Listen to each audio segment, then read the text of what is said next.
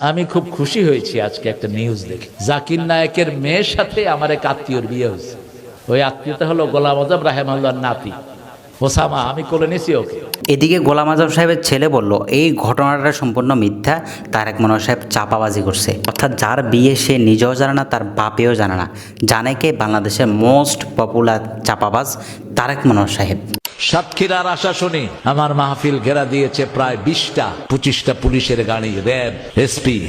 Stage থেকে প্রায় 70-80 হাজার হিন্দু ভাইয়েরাই ছিলেন, এই হিন্দু সম্প্রদায়ের ভাই বোনেরা।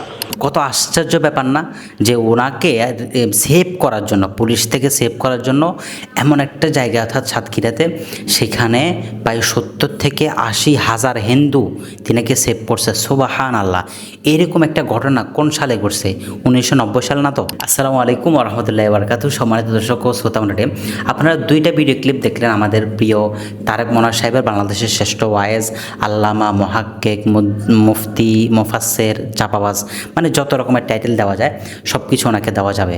সব ক্ষেত্রে তিনার যোগ্যতা রয়েছে, একবারে সব সোসাইটিতে। এবং আমাদের আবুল কালাম আজাদ ভাষা সাহেবের ওস্তাদ, মুরব্বী, জিনার পরামর্শে তিনি চলেন। আমাদের সেই তারেক মনোয়ার সাহেবের দুইটা বক্তব্য আপনারা শুনতে পেলেন। একটা হচ্ছে তিনি বললেন যে গোলাম আজম সাহেবের নাতি ওসামা, তার সাথে নাকি জাকির নায়েকের মেয়ের বিয়ে হয়েছে, তিনার আত্মীয়র বিয়ে হয়েছে, এই জন্য তিনি খুব খুশি। অথচ গোলাম আজম সাহেবের ছেলে পরিষ্কারভাবে ফেসবুকে পোস্ট করলো এরকম কোনো ঘটনা ঘটা নাই, তারেক মনোয়ার সাহেব মিথ্যা গুজব ছড়াচ্ছে। ওয়াজের প্যান্ডেল বসানোর কাজটা কি? উনি যদি 2-4টা গুজব না ছড়াতে পারে তাহলে ওনাকে দাওয়াত হবে? ভাই, বাংলাদেশে যারা মাহফিল করে, মাহফিল সোসাইটি যারা আছে, এদের কিছু মানুষের কিছু মনে করেন যে আলাদা একটা যোগ্যতা আছে।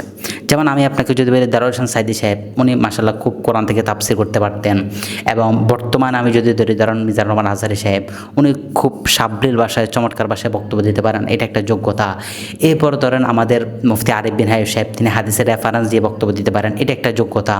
এরপর মুফতি রেজাউল করিম আবরার সাহেব, শামসুদ্দৌলা আশরাফী সাহেব, লুৎফুরাম ফরাইজি এবং মুফতি রাজান রফিক হাফিজাহুল্লাহ, ওনারা আসলে ফেরকায়ে বাতিলা নিয়ে খুব চমৎকার দালিলিক আলোচনা করতে পারেন, এটা একটা যোগ্যতা।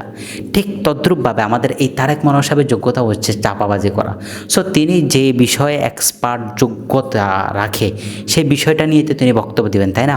তো তিনি এরকম একটা বক্তব্য দিলেন। মাহফিলগুলোতে, প্রত্যেকটা মাহফিলে এরকম কিছু খোরাক থাকে ইউটিউবারদের, যেখানে উনি চাপাবাজি করা হাই লেভেলের, এবং সেই চাপাবাজিটাকে খুব সুন্দরভাবে পাবলিশ করা হয়। দর্শক, এখানে এই দুইটা ভিডিও ক্লিপ আপনারা দেখলেন। একটা গোলাম আজম সাহেবের নাতিকে নিয়ে মিথ্যাচার করলো, এটা সম্পূর্ণ মিথ্যে, এটা স্পষ্ট জানেন। আর আরেকটা যে বললো তিনাকে সেভ করার জন্য 70-80 হাজার হিন্দু ওনাকে সেভ করার জন্য গেল জীবনের বাজি রেখে।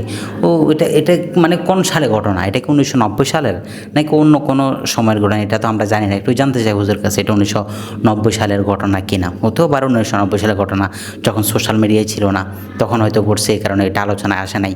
আর যদি এর পরে ঘটনা হয়, এটা কোথায় কীভাবে ঘটছে, এবং এটা কি আসলে ওই সময় মুসলমানরা কী করতেছিল, মুসলমানরা মনে পালাইছে আর হিন্দুরা নিজের জীবনে বাজি রেখে তিনি কি সেভ করতে গেলো। এই যে একের পর এক মিথ্যা কথা মাহফিলে বলেন, আপনার কি মানে একটু লজ্জা লাগে না? একটু লজ্জা লাগা তো উচিত। এই ধরনের একদম খারাপ মিথ্যা কথা, যে মিথ্যা কথা আসলে প্রমাণ করাবে এটা যে মিথ্যা, এটা প্রমাণ করতে মানুষের লজ্জা লাগে। এরকম কিছু মিথ্যাচার মাহফিলে বসে এরা করে। আল্লাহ এদের থেকে জাতিকে হেফাজত করুক, এতটুকু বলতে পারি। দর্শক, ভালো থাকবেন, সুস্থ থাকবেন। অবশ্যই আমাদের এই বিশ্ববিখ্যাত ব্যক্তিকে নিয়ে একটা কমেন্ট করে যাবেন। ধন্যবাদ। আসসালামু আলাইকুম।